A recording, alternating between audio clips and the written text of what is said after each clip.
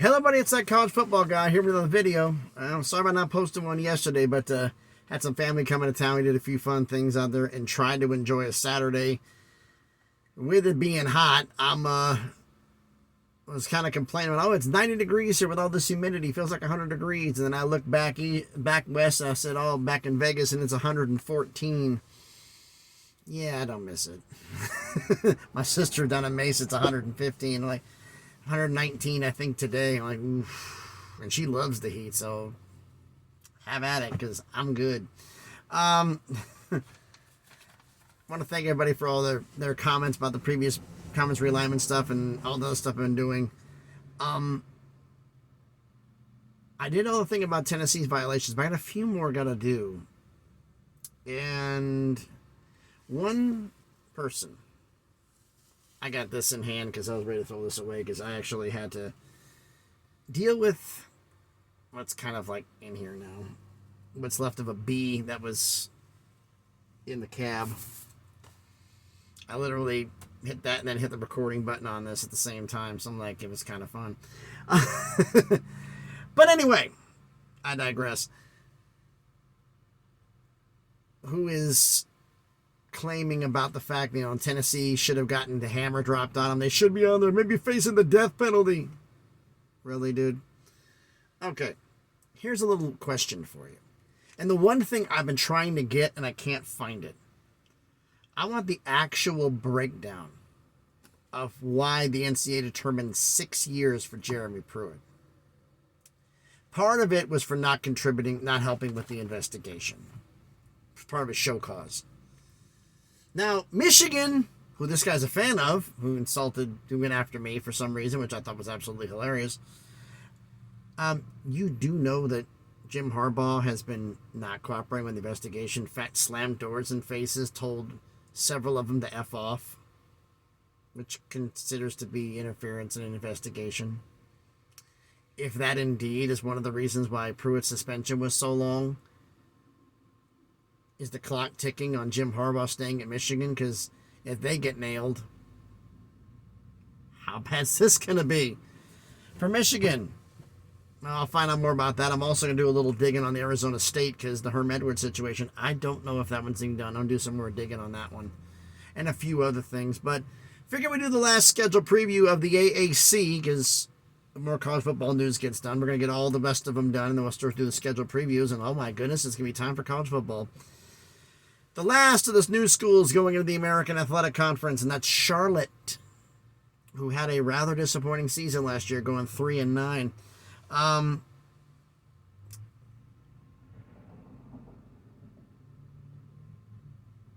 They had a rather interesting non-conference schedule, and this season's going to be a little bit more interesting. We'll see. Well, actually, it's going to be about the same.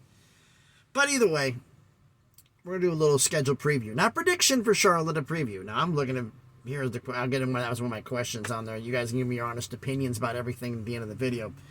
We're going to do with these schedule previews, compare the schedule non-conference games from last season and this season. We'll decide which one's tougher, and the whole schedule from last season and this season, and decide which one's tougher. Non-conference games. We'll get into this, shall we? Non-conference games last season. Home against William and Mary. Home against Maryland. At Georgia State. At South Carolina. 2 Power 5, 1 Group of 5, 1 FCS.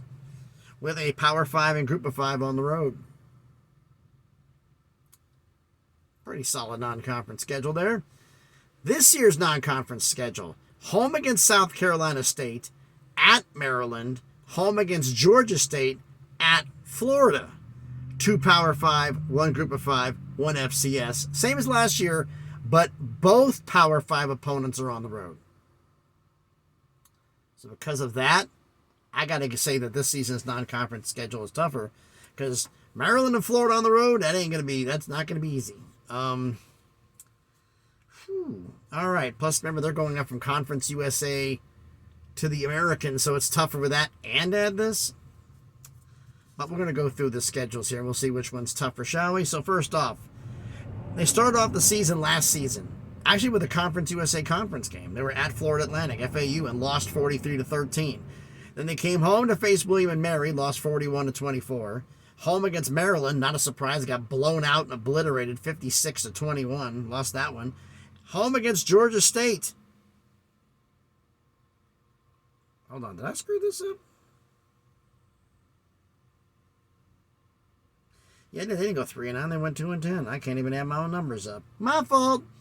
At Georgia State, won 42-41. That must have been a heck of a game. That would be an interesting game to watch. At South Carolina, got obliterated 56-20. They lost. Home against UTEP, lost 41-35. Ouch. Then at UAB, lost 34-20. Home against FIU, lost 34-15. Actually, between the UTEP and UAB games, I'm getting ahead of myself. That was the bye week, so they had 6 in front of the bye and 6 after. At UAB, lost 34-20. Home against FIU, lost 34-15. How do you lose to Florida International? That was a tough loss for them. Home against at Rice, won 56-23. Huge win. Followed up with a home game at Western Kentucky. Home against Western Kentucky, lost 59-7, the worst beatdown of the year. At Middle Tennessee State, lost 24-17. Home against Louisiana Tech. Actually, there is 3 wins. I screwed up here. They did finish 3-9. Home against Louisiana Tech, won 26-21. I wrote the win later here. I wrote this a little while back, but I wrote this on Friday. So I apologize, everybody. But yeah, it's indeed a 3-9 schedule for sure. They won against Louisiana Tech, home against Louisiana Tech, at Rice, and at Georgia State. So they actually only won 1 home game all last season. Now this year's schedule. Home against South Carolina State, at Maryland. Home against Georgia State, at Florida. Start off conference play in the American at SMU.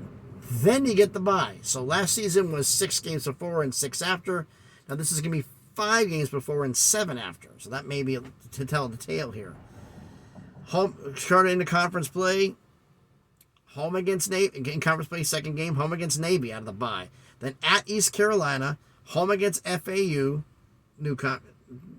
Came over with them to conference from Conference USA. Then they go at Tulsa, home against Memphis, home against Rice, another Conference USA opponent, and at USF to finish the year. Well, which schedule's tougher? Let's look at the road games. That's the best way I think of judging it. You've got your at Florida Atlantic, at Georgia State, at South Carolina, at UAB, at Rice, at Middle Tennessee State.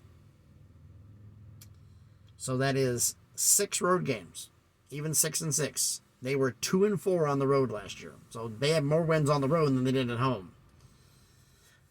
So, all right, so they really didn't have all group of 5 opponents on the road, no power, and one, all group of 5, 1 power 5. So, okay, let's take a look at their non-conference schedule for this season, or their non-conference, their schedule for this season, the road games. At Maryland, at Florida, at SMU, at East Carolina, at Tulsa, at USF. Yeah, I think it's fair to say that the non-conference games from this season are tougher, and the entire schedule for this season is tougher. But why don't you let me know your thoughts down in the comments about this? What do you think about Charlotte's future here? So thanks everybody for watching the video. For those who are asking, I'm right outside of Dandridge, Tennessee. I had to pull up the side of the road here. I'm on my way to Clayton, North Carolina. I'm probably stopping in Mebane on the way in, because where I'm going to be going to in Clayton, there is no parking. In fact, the 2 spots that are near there, they're both being repaved. As I found out from friends of mine who are got the same load going down there, they went down to their spots. They actually are having to backtrack 30 minutes to find a parking space because there's nothing down there close. They went down way early. I mean, they're going to deliver at 7 o'clock in the morning. It's only an 8-hour drive. They left Saturday night. I have no idea why, but they did. But anyway, that's what that is. So, okay. So we'll see how that goes in the morning. But thanks everybody for watching the video. As I said, if you haven't done already, please hit the thumbs up. It helps with the algorithm, helps the video be seen by more people. Comment on the video. We got 3 questions here. You see the cars driving by. Non-conference schedule from last season or this season. Which one's tougher? And the full schedule. Question 2. Last season or this season. Which is tougher? Question 3. They went 3-9 last year. Can they improve on that or possibly even make a bowl game? I don't see a bowl game. This is a preview, not a prediction. I'm going to do those right before the start of the season. I'll do everybody in the American, all the other stuff here. But let's take a look here. What we got here? What are they going to do? Well, let's see. You've got South Carolina State at home. They should win that game. Georgia State, you played them on the road and won. Now you got to play them at home, but you only beat them by 1 on the road. That's going to be a tough game because they're going to be looking for a little bit of revenge. Maryland and Florida, 2 L's right off the jump. At SMU, probably a loss there.